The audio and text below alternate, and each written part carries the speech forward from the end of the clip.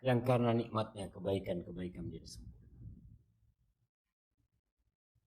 yang karena rahmatnya niat-niat baik hamba dapat terlaksana. Allahumma salli wa sallim ala abdika wa rasulika Sayyidina wa maulana Muhammadin wa ala alihi wa ashabihi ajma'in. Amma ba'd. Jamaah rahimakumullah. Malam ini malam tanggal berapa? Tanggal 26 atau tanggal 27 Rabiul Akhir tahun 1446 Hijriah. Selepas Rabiul Akhir, Jumadal Ula,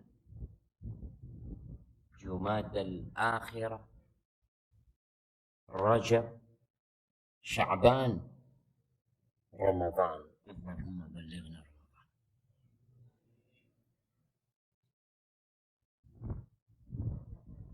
Sebagian kita sibuk dengan peranggalan, dengan penanggalan atau kalender Masehi. Yang ada dalam benak mereka ini sudah Oktober. Habis Oktober, November. Habis November, Desember, tahun baru. Ilmu itu memiliki dampak kepada sikap kita dalam menghadapi kehidupan ini. Sekedar mengingatkan bagaimana para salafus saleh 6 bulan sebelum Ramadan doa mereka sudah Allahumma ballighna Ramadan, Allahumma ballighna Ramadan. Jamaah rahimakumullah. Sebelum kita mulai, ana mau tanya, apa nggak kenalan dari tadi? Malu sama dia. Aja mah, ana nggak akan mulai sampai antum kenalan dengan yang kanan kiri antum. Masa kita harus ingatkan terus antum dengan yang kanan kiri antum?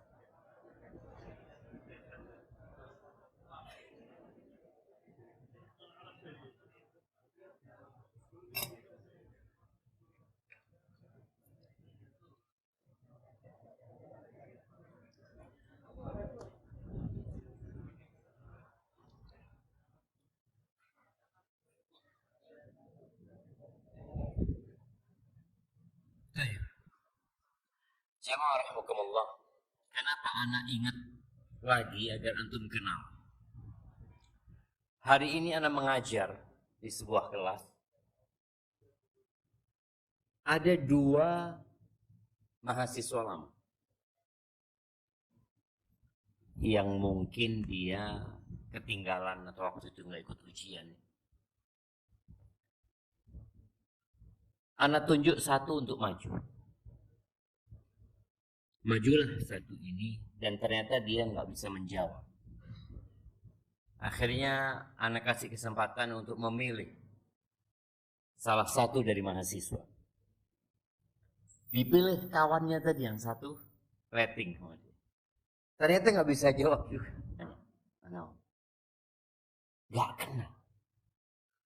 Tidak ada satupun yang dikenal. Kenapa? Karena ternyata setiap datang ke kelas dia duduk sendiri, memisahkan diri dari junior-junior. Karena mungkin dia merasa senior, maka tolong itu nggak ada lagi.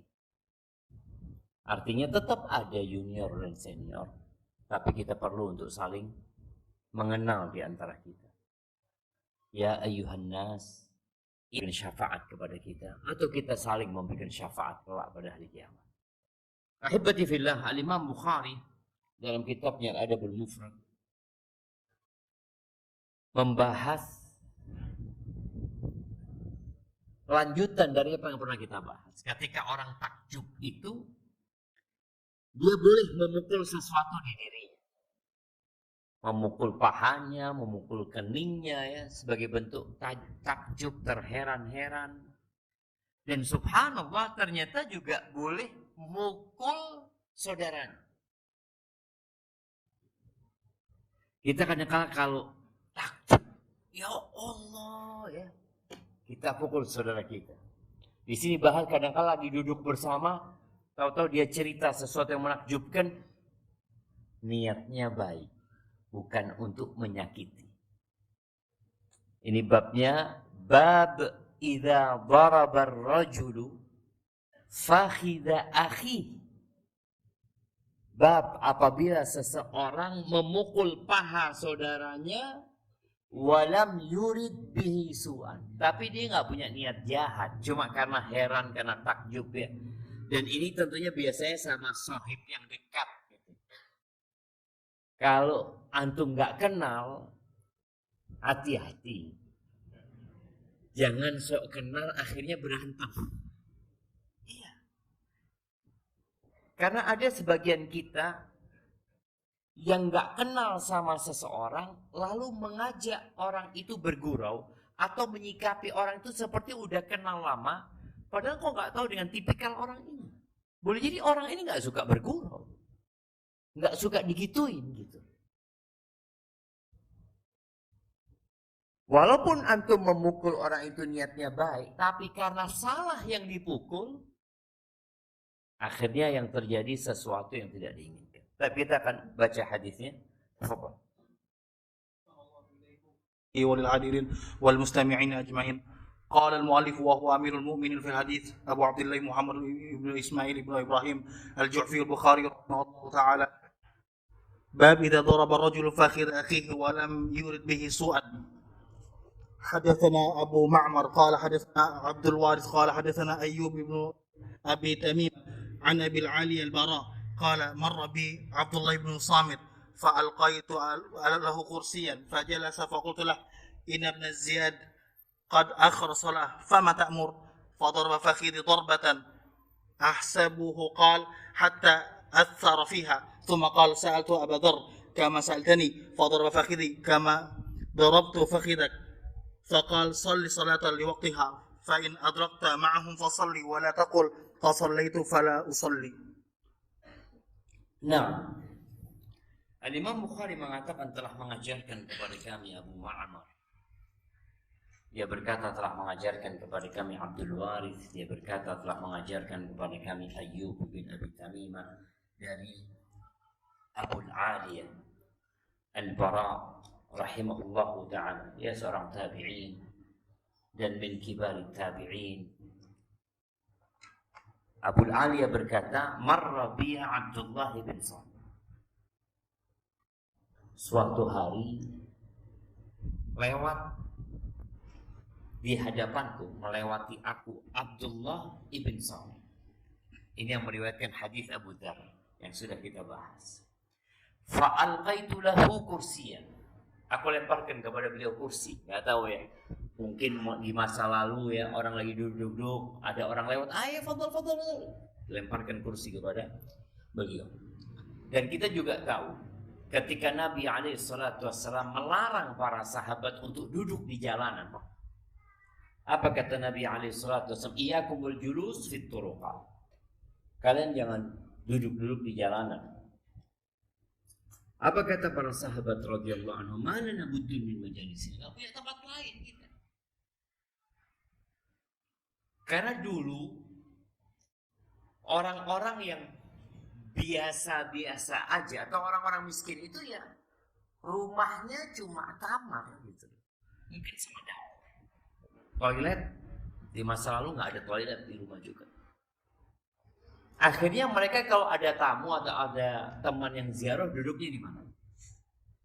Ya di depan rumahnya sana, udah di jalan situ. Dan sekarang kita masih melihat ya orang-orang.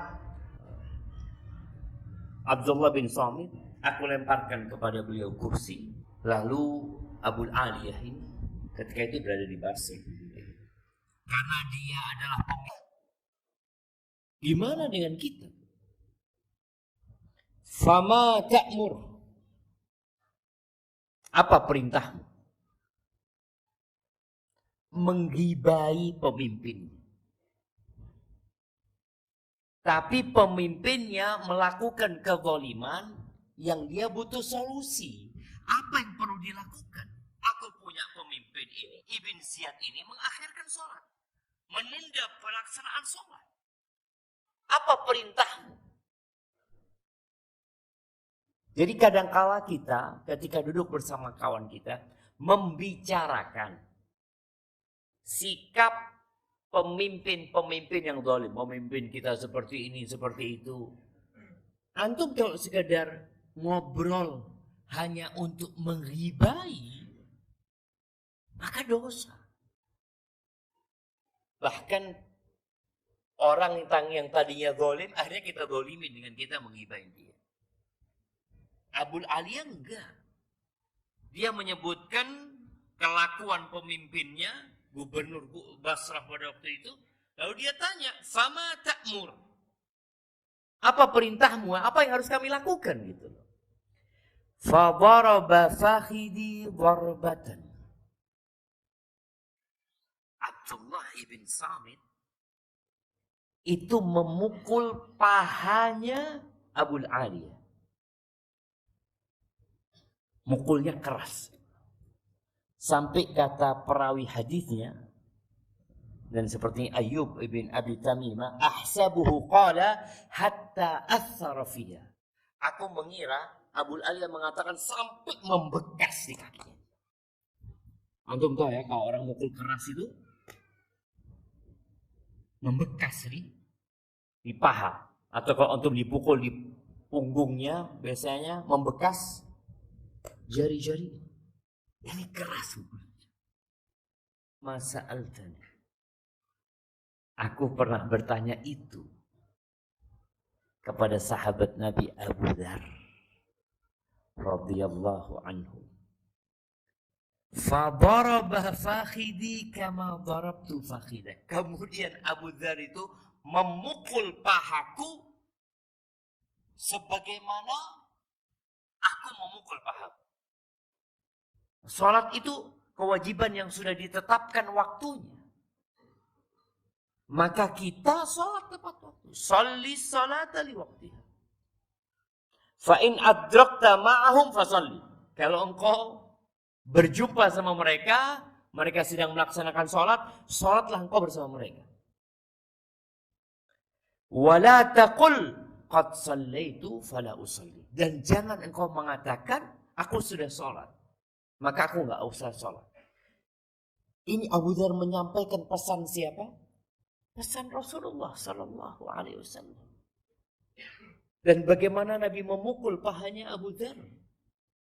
Mengingatkan Abu Dzar, dan Abu Dzar memukul pahanya Abdullah bin Samit memukul pahanya Abul Aliya. Subhanallah.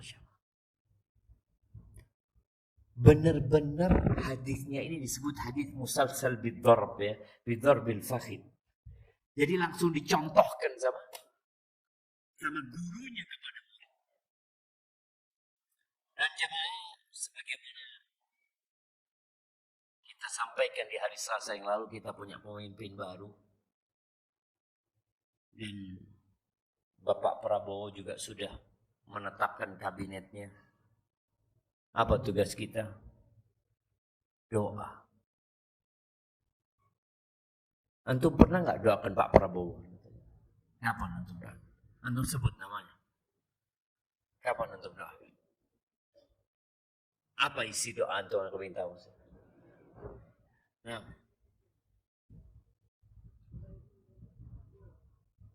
Antum sebut nama Pak Prabowo. Masya Allah. Iya jemaah, harusnya kita semua seperti itu. Doakan pemimpin kita. Kalau antum baik bisa merasakannya. Ketika salah satu pemimpin baik, Masya Allah, di tempat itu banyak kaya. Anda ingat dengan seorang jenderal, dia cerita. Pada waktu Anda mimpin di salah satu daerah, Anda wajibkan semua sholat berjamaah.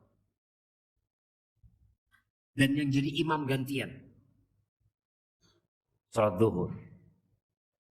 Semua bisa jadi imam. Pas sholat maghrib, nggak ada yang berani maju.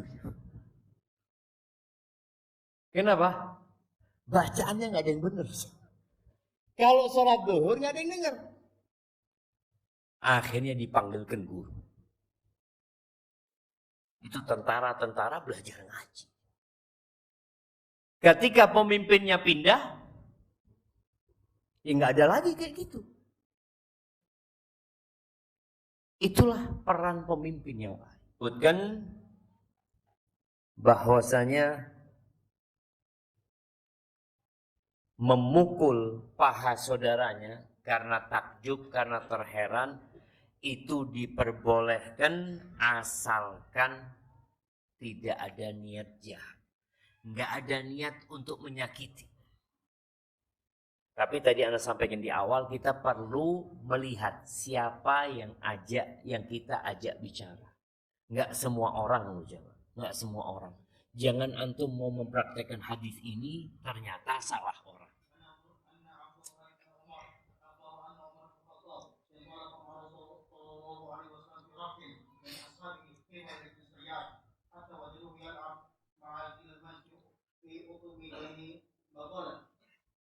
قال ابن صياد يوم الحلم فلم يشعر حتى ضرب النبي صلى الله عليه وسلم ضربه بيده ثم قال أتشهد أني رسول الله أتشهد أني رسول الله فنظر إليه فقال أشهد أنك رسول الله قال ابن صياد فأتشهد أني رسول الله فرصه النبي صلى الله عليه وسلم ثم قال آمنت بالله ورسوله ثم قال لابن صياد يأتيني فقال النبي صلى الله عليه وسلم قال النبي صلى الله عليه وسلم إني خبأت لك خبيئا قال هو قال فلم تعد قدرك قال عمر يا رسول الله أتأذن لي فيه أن أضرب عنقه قال النبي صلى الله عليه وسلم إن يكن هو لا تسلط عليه وإن لم يكن هو فلا خير لك في قتله. واصل. قال سالم فسمعت عبد الله بن عمر يقول انطلق بعد ذلك النبي صلى الله عليه وسلم هو وأبي بن كعب الأنصاري يوما إلى النخل التي فيها ابن صياد حتى إذا دخل النبي صلى الله عليه وسلم يتقي بالجذوع وهو يسمع من ابن صياد شيئا وابن صياد مضطجع على فراشه في قطيفة له فيها زوجها فرأت أم ابن صياد النبي صلى الله عليه وسلم وهو يتقي بجذوع النخل فقالت لابن صياد وهو اسمه هذا محمد قال النبي صلى الله عليه وسلم لو تركته لبين.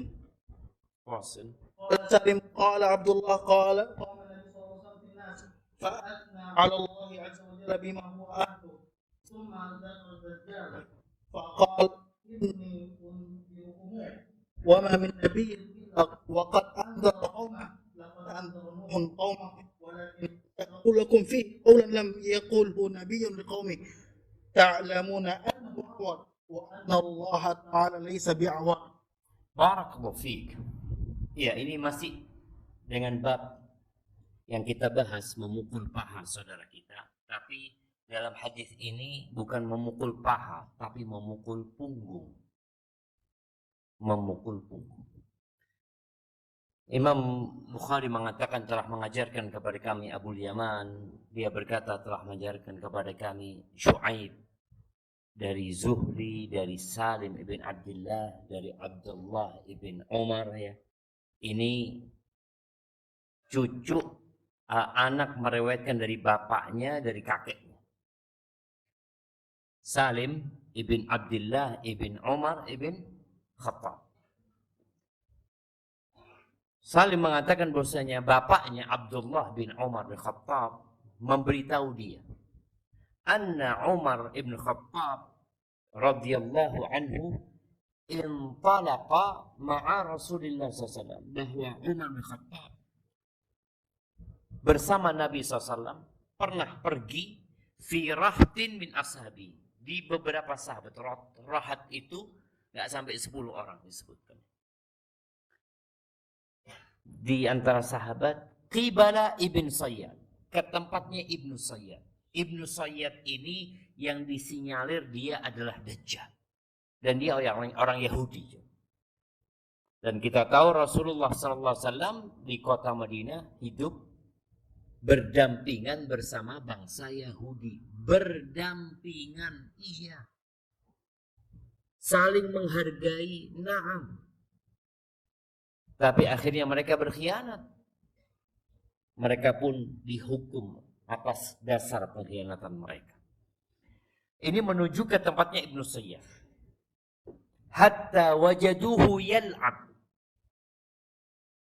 Akhirnya sahabat ini mendapati Ibn Sayyad sedang bermain ma'al ghilman. Sama anak-anak. Dikatakan gulam itu sebelum tumbuh jenggotnya. Artinya belum balik anak-anak itu.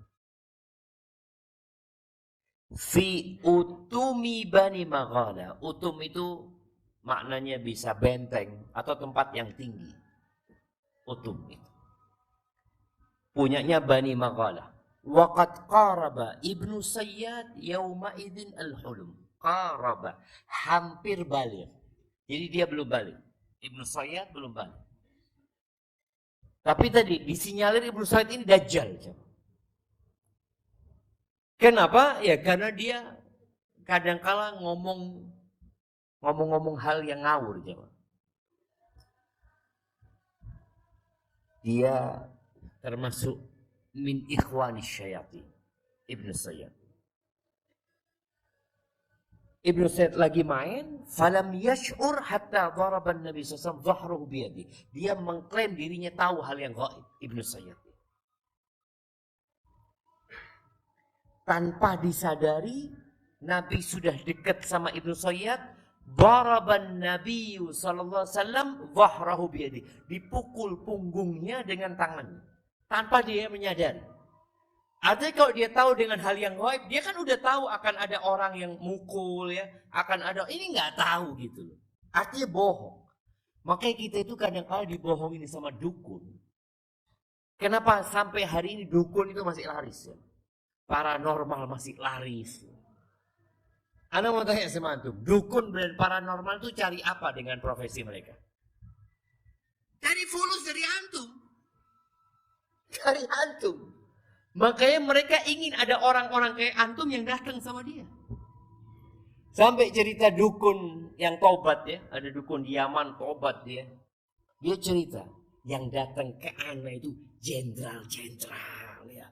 Pejabat-pejabat negara. Kalau lagi pemilihan umum atau apa mereka datang gitu. Minta ujangan ya. Minta sesuatu kepada dukun ini jemaah. Ketika dukun ini tobat dia ngomong, kalau ana bisa memberikan yang mereka inginkan, sudah lama ana jadi jenderal kata dia. Ana ini karena nggak bisa jadi jenderal jadi dukun. Ini yang jenderal datang, yang bupati datang, yang gubernur datang. Ya kadangkala orang kalau berambisi, dia lupa yang atas sama yang bawah. Lupa aja. Mana yang pintar sama yang bodoh? Lupa. Ada juga di Jember kejadian. Sama dukun ini. Waktu itu sedang pemilihan kepala desa. 2 orang nggak tidur malam. Ya bagaimana supaya menang calonnya dia? Kata dia kayaknya calon kita dikalah. Kata dia. Kabur akhirnya orang ini. Karena dia sudah berjanji macam-macam kepada orang itu. Nah, Ibnu Sayyad ini itu. Dia mengabarkan hal-hal yang gaib. Maka di sini Nabi SAW ingin menyingkap hakikat Ibnu Sayyad di hadapan para sahabatnya. Bahwa Ibnu Sayyad ini bukan Dajjal. Dan dia juga nggak tahu hal-hal yang gaib. Bukan dia. Buktinya Nabi SAW memukul punggungnya Ibnu Sayyad. Dia nggak tahu gitu loh. Tapi ingat, bukan niat buruk. Tapi hanya ingin memberitahu bahwa dia itu nggak tahu ada Nabi SAW. Enggak.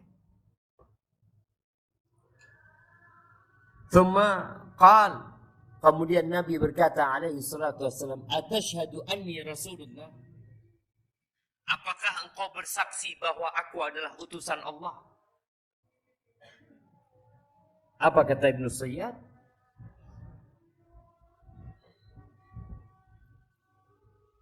Fanadhara ilaihi. Karena Nabi kan mukul dari belakang, bertanya kepada dia, engkau bersaksi aku adalah Rasulullah. Dilihat sama Ibnu Sayyad ini. Lalu dia berkata, asyhadu annaka rasulul ummiyin. Aku bersaksi bahwa engkau adalah utusan untuk ummiyin ya. Jadi istilah ummiyin itu orang-orang yang tidak bisa baca dan menulis. Karena kita tahu kondisi bangsa Arab pada waktu itu tidak bisa membaca dan menulis. Allah mengatakan huwallazi ba'atsa fil ummiyina rasulan minhum. Selesai. Bersaksi berarti Ibnu Sayyad bahwa Nabi adalah utusan Allah SAW. Setelah itu Ibnu Sayyad balik tanya, fatashhadu anni Rasulullah? Apakah kau bersaksi aku Rasulullah?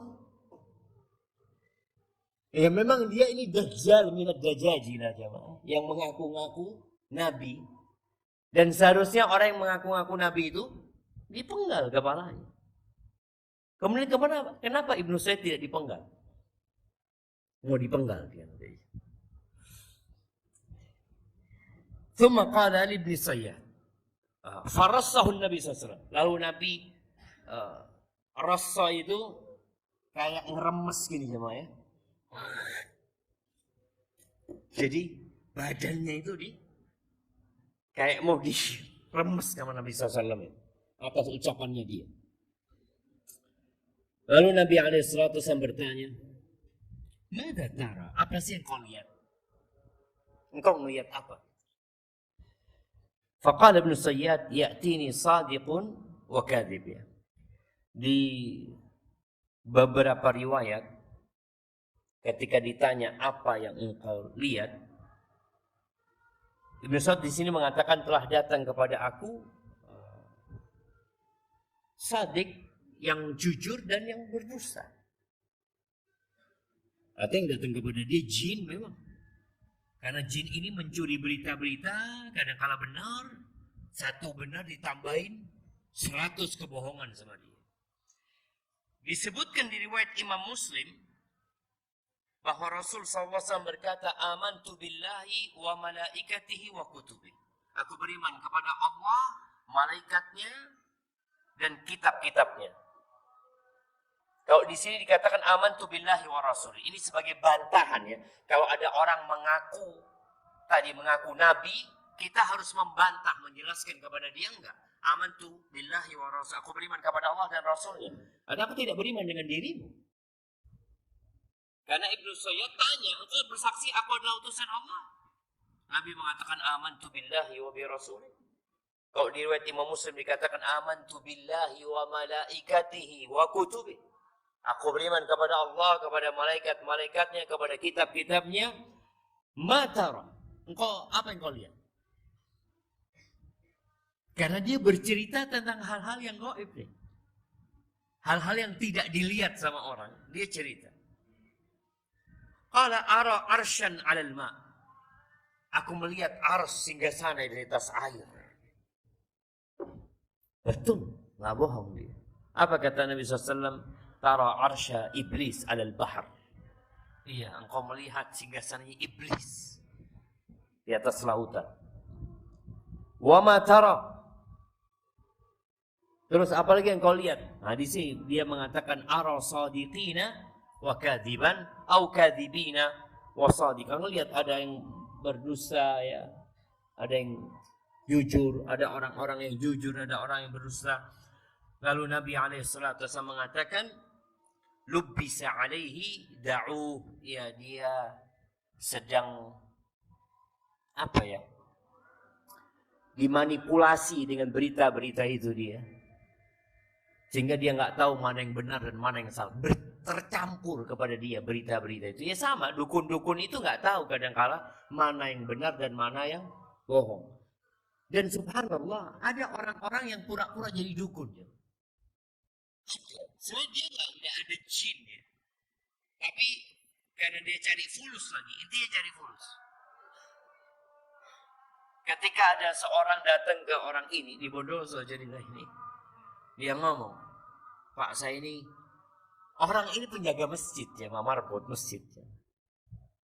Datang orang, saya ini kok nggak kawin-kawin Pak ya. Insya Allah bulan depan kamu kawin. Dan betul bulan depan kawin. Datang bawa oleh-oleh bawa ini. Padahal dia sama sekali nggak tahu. Cuma dia maksudnya mau mendoakan semoga bulan depan kawin. Ternyata betul bulan depan. Memang dia berdusta tadi. Yang datang kepada dia jin yang membawa berita benar dan kadang-kadang membawa mereka bersekongkol dengan ya benar. Balik lagi khulita alaikal amr, tercampur aduk. Akhirnya tersingkap bahwa Sayyid bin Said ini nggak tahu dengan hal-hal yang gaib. Sehingga para sahabat pun tahu bahwa dia ya dapat berita tadi. Kalau musir anjing di Indonesia pakai apa? Punokah? Ya Rasulullah, izinkan aku motong kepalanya dia. Ya Rasulullah. Mau dipukul, mau dipenggal kepalanya Ibnu Sayyid sama Umar. Karena dia ngaku nabi tadinya. Kan dia ngaku nabi. Padahal dia bukan nabi. Dan hukum orang yang ngaku nabi sebenarnya adalah dipenggal kepalanya. Baik, kita dengarkan adzan dulu.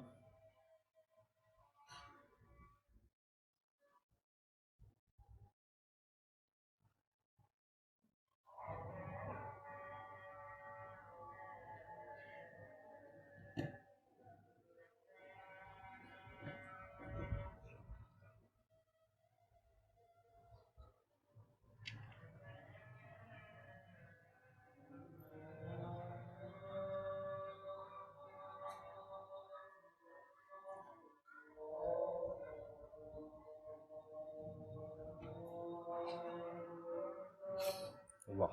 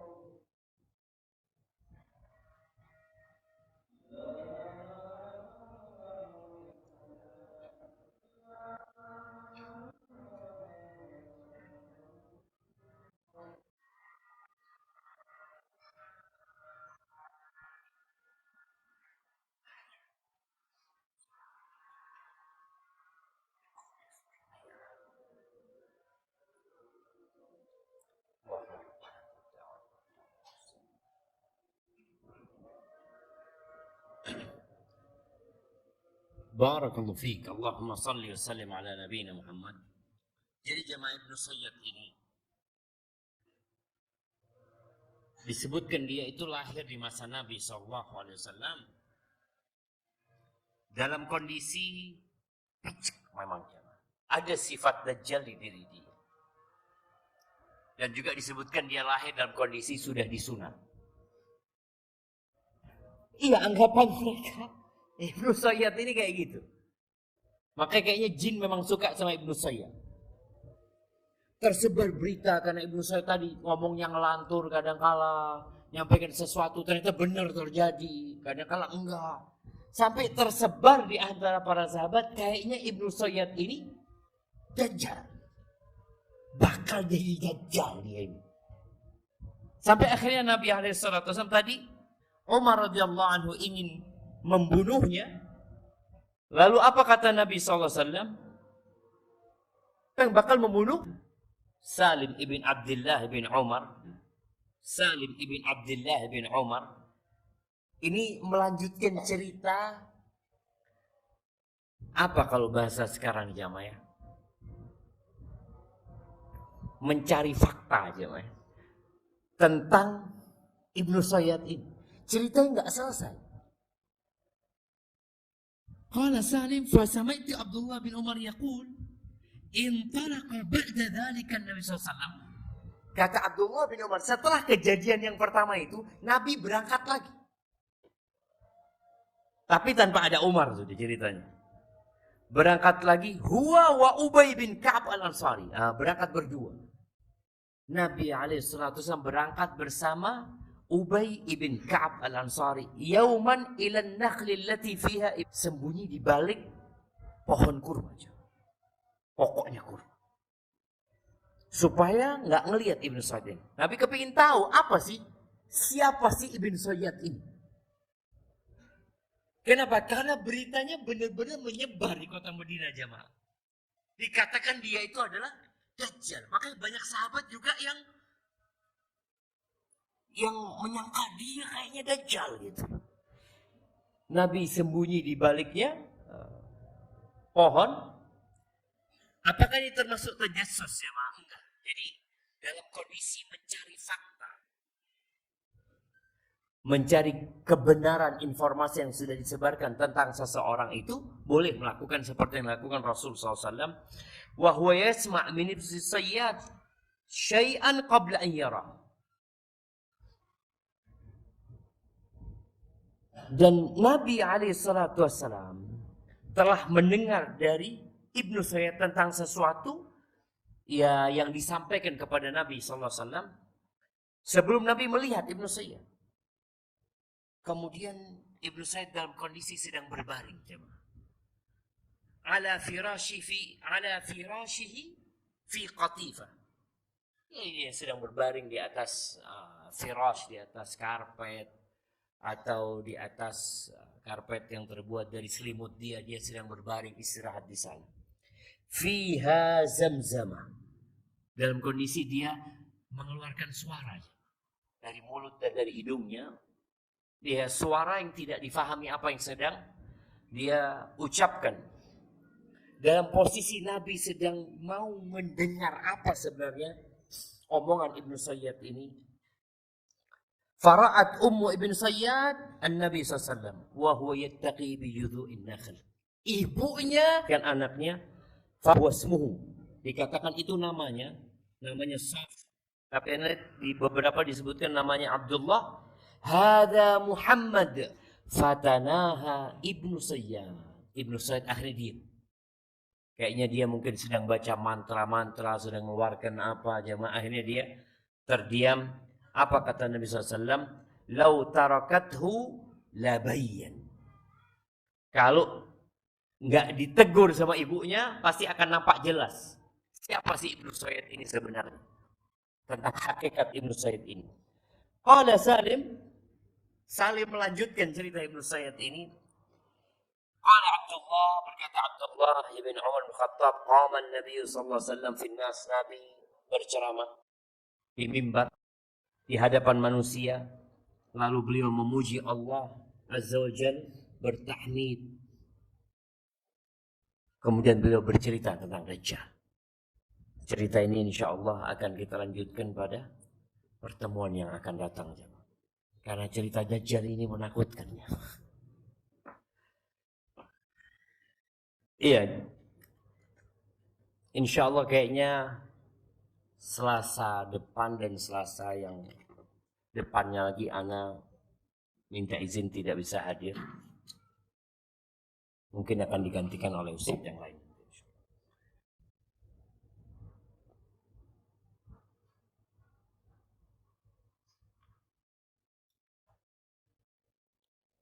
Bagaimana pendapat Ustaz perihal munculnya akun dakwah sunnah yang membantah kesesatan orang sufi dengan menampilkan video mereka contoh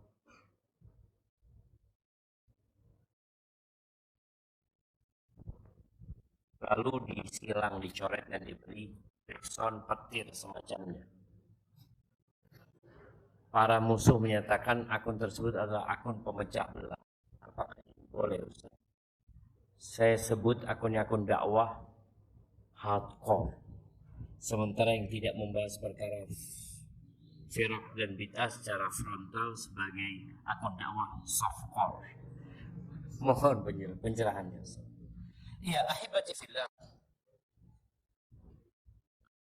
Jadi kalau kita lihat media sosial yang ada ini memang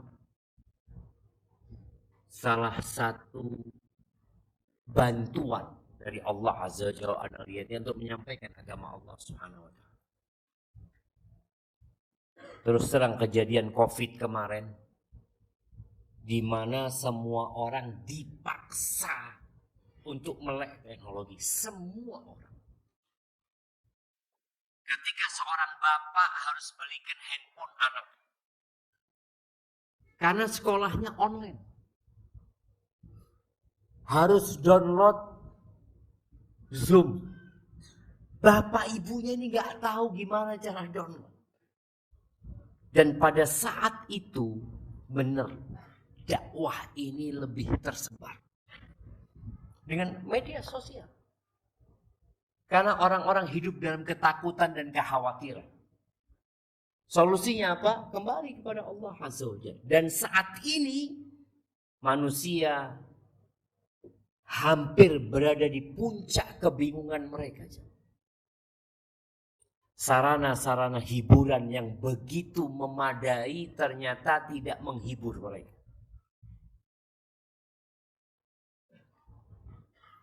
Yang kena sakit mental sekarang, gangguan mental zaman 1 miliar manusia, bayangin zaman 1 miliar manusia. Ini berdasarkan catatan WHO. Itu menunjukkan benar-benar banyak orang-orang yang ya dari setiap 8 orang katanya 1 orang yang kena gangguan mental. Di masjid kita ada berapa orang? Kalau ada 80 orang berarti yang kena gangguan mental berapa? 10 orang. Mudah-mudahan di sini nggak ada. Berkaitan dengan akun tadi, ya wallahu a'lam bishawab. Hendaklah akun-akun yang pertama bertakwa kepada Allah Subhanahu wa Ta'ala. Yang kedua, ketika memang harus memberikan bantahan, berikan bantahan yang baik. Berikan bantahan dengan bahasa yang indah. Agar orang itu terbuka pikiran. Karena boleh jadi ketika akun itu bahasanya lebih indah, yang mendengarkan lebih banyak. Daripada bahasanya kasar, yang dengarkan cuma teman-teman sendiri. Apa gunanya? Sedangkan tujuan akun itu dibuat agar dapat menyebar ke seluruh penduduk Indonesia. Dan di Indonesia ini ada 280 juta penduduk. Kalau akun itu cuma 100.000 followernya, bisa dibayangin. Tinggal berapa ratus juta yang belum tersentuh. Maka dalam agama kita ada membantah itu ada.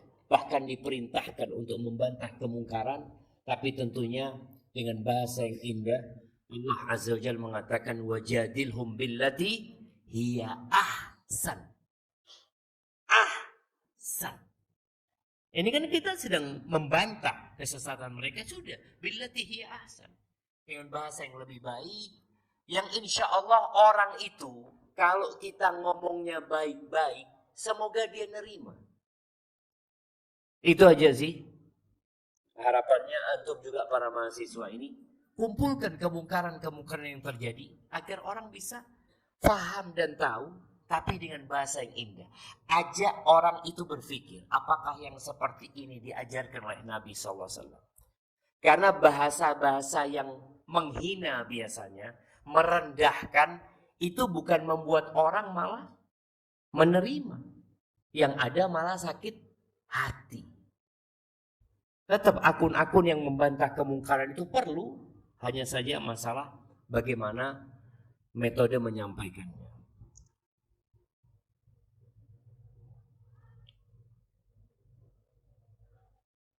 Ustadz, teman ana nanya ke ana, kalau teman kos-kosannya, kos-kosan dia ngampus, apa itu ya? Setiap akhir bulan suka kehabisan uang. Sampai makan aja susah. Jadi teman anak ini suka bantuin katanya. Tapi ternyata dia baru tahu. Sebab akhir bulan mereka susah itu foya-foya, nongkrong, beli baju, konser dan lain-lain. Dia bertanya, apa nggak usah dibantu lagi aja ya teman-teman itu? Mohon nasihat dan arahan. Nah, ahibati fillah. Ketika kita melihat kemungkaran seperti itu, apa yang perlu kita lakukan? Silahkan dibantu. Tapi sebelum dibantu, dikasih tahu. Antum tahu ceritanya Nabi Yusuf sama 2 orang yang di penjara itu?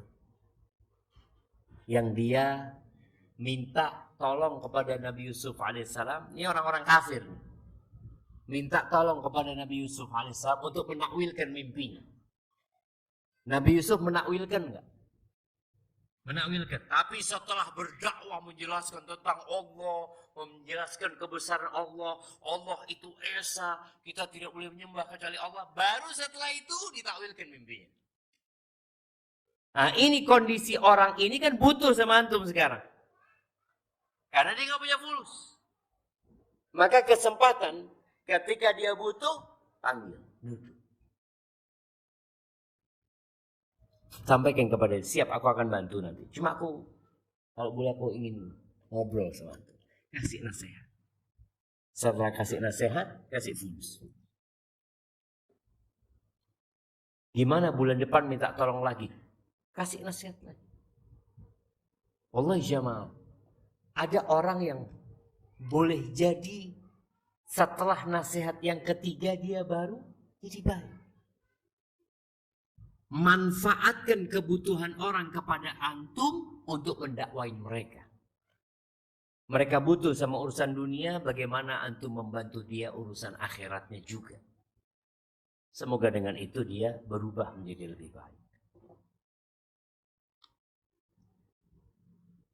Bismillah, kemarin sempat ramai ada seorang yang menantang dukun-dukun untuk menyantet dia. Karena dia tidak percaya dengan santet yang ada pada zaman ini. Apa hukumnya Ustaz menantang dukun-dukun? Ini bukan dukun sepertinya. Dimaksud adalah sihir ya. Sihir. Dukun ini ya mungkin hanya masalah perbedaan ungkapan ya. Walaupun ada dukun sihir yang disebutnya.